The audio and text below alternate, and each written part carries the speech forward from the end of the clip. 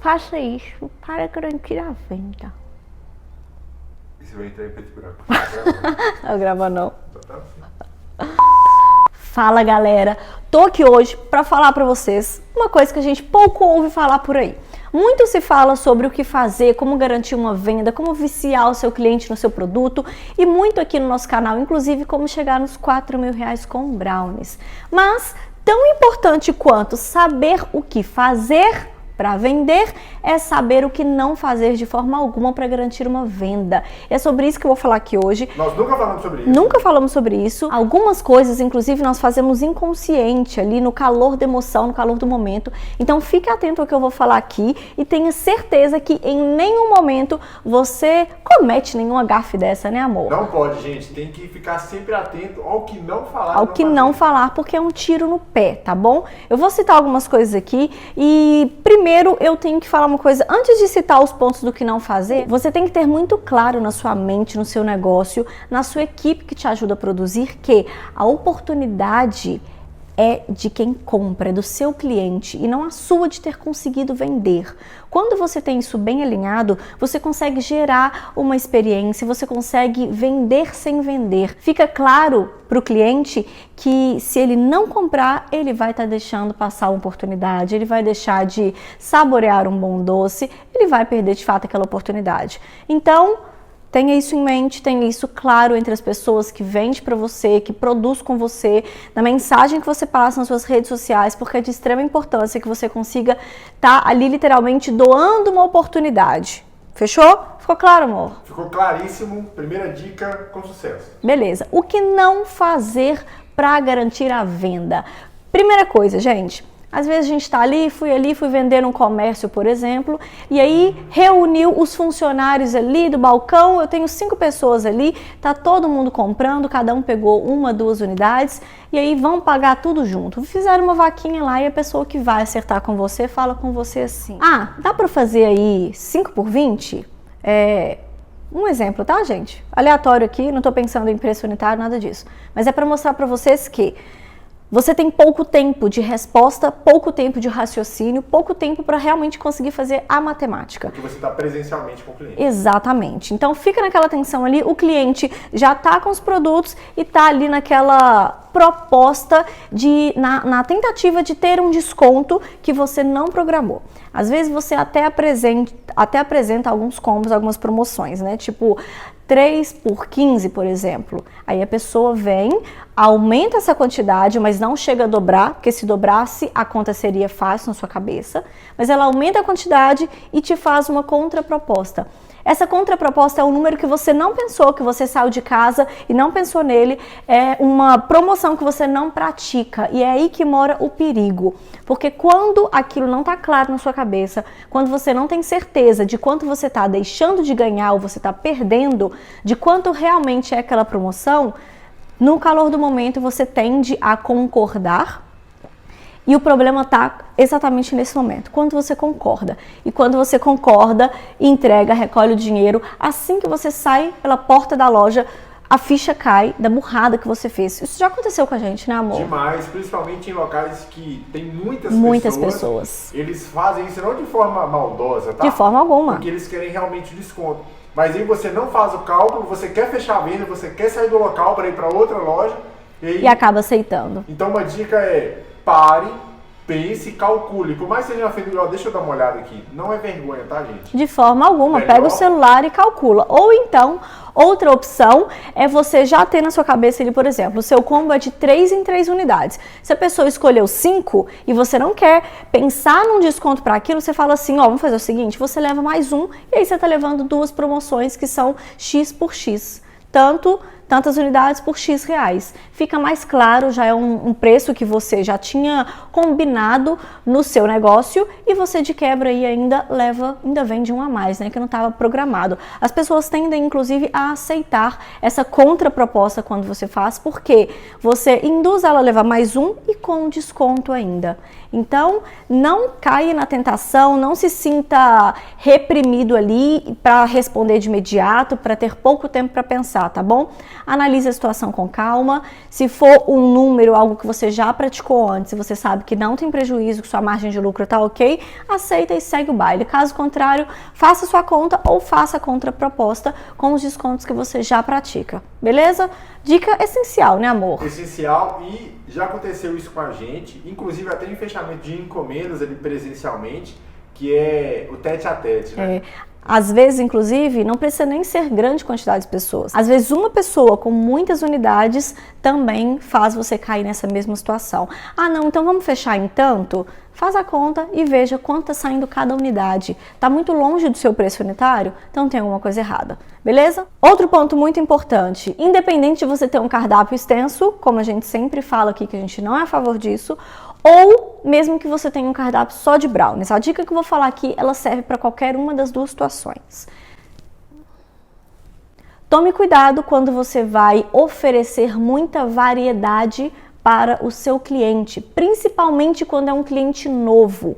Às vezes a pessoa só quer conhecer o seu produto e na tentativa de fazê-la levar mais de uma unidade, você pode confundir a cabeça dela e ela não levar nada. Jéssica, como assim? O que você está falando? Eu não estou entendendo. Pedro é um cliente que acabou de chegar, ele veio indicado de fulano, de ciclano, está interessado no meu produto, mas nunca comeu brownie. Eu vou lá, apresento o brownie para ele, apresento um brownie tradicional, e aí tem algumas pessoas que já pensam logo assim, ó, o cara está interessado, tem indicação, nunca comeu, então eu vou logo botar aqui um de cada sabor, para quem trabalha só com uma opção no cardápio, que seria brownie. E pior ainda é quando você tem várias opções, que você manda um bolo de pote, uma palha italiana, uma torta, não sei o quê. Enfim, tô dando exemplo dos dois cenários para o mesmo problema, tá? Então, um cliente novo não conhece seu produto, você apresenta o seu produto, mostra e dá opções, variedade, sabores diferentes. Ele vai ficar confuso. A mente do ser humano tende a travar quando tem que fazer escolhas num momento rápido e não estava preparado para isso, né? Ele só queria experimentar e queria saber o que é o brownie. A melhor forma de você atendê-lo naquele momento é: sugiro que eu tenho esse sabor, mas eu sugiro que você leve o tradicional, porque o tradicional é tradicional, ele vai mostrar realmente o que é um brownie para você, e para você que nunca comeu, eu acho que o tradicional é uma boa escolha. O que acontece quando você faz isso? Você não induz, não indica que está querendo vender muito, você é direto com o cliente, sugere para ele o que ele vai gostar mais, qual que é a melhor opção para um cliente que nunca comeu e com integridade, né, amor? A pessoa sente a integridade. Uma outra dica também é você perguntar e entender qual é o paladar e quais são os gostos do cliente, para que você possa oferecer para ele o produto certo, uma opção de produto personalizado. Exato. Então você tende a acertar mais quando você faz isso também. São duas dicas para que você não saia oferecendo e mostrando tudo, achando que ele vai levar um de cada. Ele tende a não levar nenhum, porque ficou confuso e você só dificultou a vida dele. Então, se a pessoa nunca experimentou o seu brownie, nunca comeu brownie, na verdade, a dica é que você ofereça aí um brownie tradicional, mas mostre as opções que você tem, mas indique. E se a pessoa já conhece brownie, personalize o paladar dela. Você gosta de uma castanha, você gosta de algo mais amargo, que vai para uma nozes, então você personaliza. Então fica aí duas dicas para dois perfis de clientes, independente do seu tipo de cardápio, vocês têm o mesmo problema. Tanto eu, que tenho só brownie, quanto você, se tiver um cardápio extenso, nós podemos cometer o mesmo erro que causa o mesmo problema, tá bom? Isso não difere pelo cardápio que a gente tem. É uma questão de ser humano, uma questão de escolhas e uma questão de estratégia para você poder executar a venda.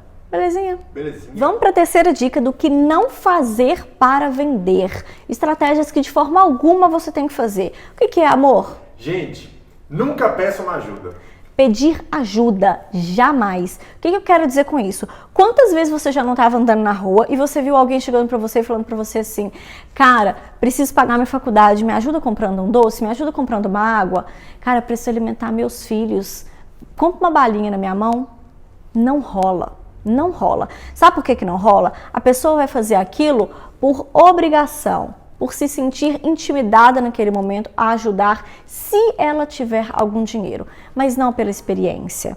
Uma pessoa que faz dessa forma, porque foi abordada dessa forma, ela nunca volta para você para comprar porque teve prazer no seu produto, porque você não vendeu o prazer. Você simplesmente vendeu a sua necessidade de ter a moeda na mão. Você precisa vender o prazer, a experiência que ela vai ter. A oportunidade. Eu estou usando a palavra vender, mas a gente já trabalhou aqui, a gente já sabe que isso é de forma sutil, tá?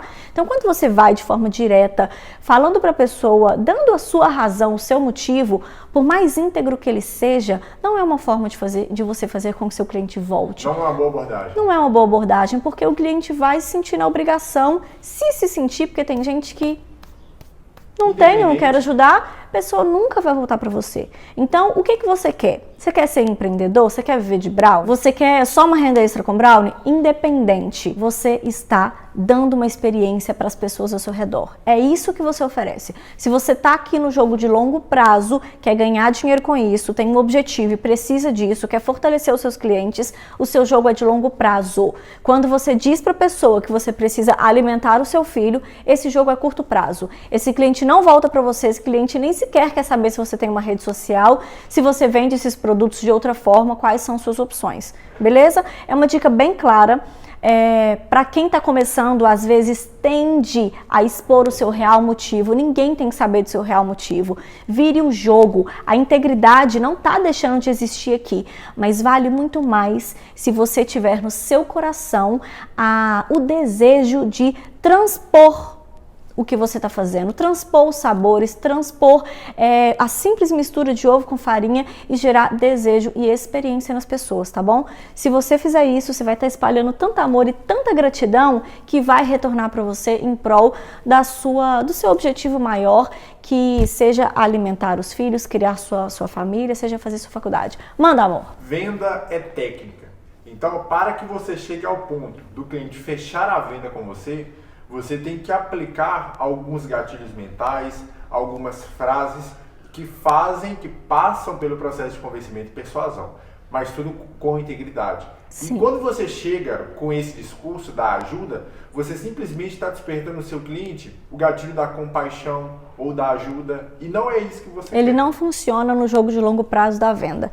É sobre experiência, sobre o cliente sentir que a oportunidade é para ele, é dele e não sua, tá? Então, pega tudo isso, numera tudo isso, cola na parede do seu guarda-roupa, na parede do seu quarto, porque são os passos do que você jamais deve fazer, independente do local que você estiver vendendo, do nível dos seus clientes, independente de qualquer coisa. Não faça isso. E eu vou para a última dica aqui. Nunca venda fiado. O maior erro é aquele que está começando a empreender e já começa aceitando o fiado. Quando você aceita a primeira vez, você vai ter uma dificuldade imensa de cortar isso daquele cliente depois. Você vai ter que justificar. E fica muito mais difícil justificar depois que você já começou, que você já deu abertura e liberdade para aquele cliente pagar quando quiser ou quando puder. Então, o jogo é do longo prazo. Você não quer ter a sua grana voando no bolso dos seus clientes. Você quer ter o seu ingrediente ali parado se preciso for. Mas vale um pássaro na mão do que dois voando. Então fica atento, não caia nessa. Jéssica, mas é um amigo, é não sei o que, não importa o que é. Pior ainda se for amigo. Ele vai sentir na liberdade de pagar quanto quiser e quando puder. Jéssica, foi uma compra grande. Pior ainda, não importa. 50% para eu anotar a sua encomenda e 50% na hora de eu entregar. Não tem justificativa. Isso não deve ser aceito e nem feito. Mais vale um estoque parado do que o seu dinheiro no bolso do cliente. Exatamente. E uma vez que ele comeu, acabou, ele não vai lembrar mais daquilo. Ele tende a não lembrar. Uma coisa é você comprar um tênis parcelado. Outra coisa é você comer o doce, digeriu, acabou e aí? Você tem que ter em mente que produtos que têm a validade permanente, como tênis, roupas, calçados, etc., você tem o cliente a todo momento que ele usa, ele tem a consciência daquele produto. Sim. Produtos alimentícios são de consumo rápido. É imediato. Imediato. A pessoa consome aquilo, ela satisfez o seu desejo, acaba aquela consciência. Sim. Então, é muito mais difícil você receber desse tipo de cliente. Galera, é isso aí, nada de vender fiado. Vocês já entenderam aqui qual que é o esquema, os prejuízos que essas coisas trazem, tá? E por último, e não menos importante, muito pelo contrário, não pareça desesperado para vender, por mais que você esteja. Essa frase abraça todo o restante das dicas que nós demos aqui sobre o que não fazer para garantir a venda. Por mais desesperado que você esteja para vender, não pareça desesperado, senão você vai transmitir não só na sua produção, mas também para o seu cliente que está ali comprando. A experiência é do seu cliente, mas é você que tem que gerar a experiência, que tem que fazer isso realmente parecer e ser uma experiência, não é, amor? É isso aí, galera. Espero... Anotem essas dicas. Anote essas dicas e não esqueça delas. E compartilha com quem precisa de uma dessas dicas. Beijo, até a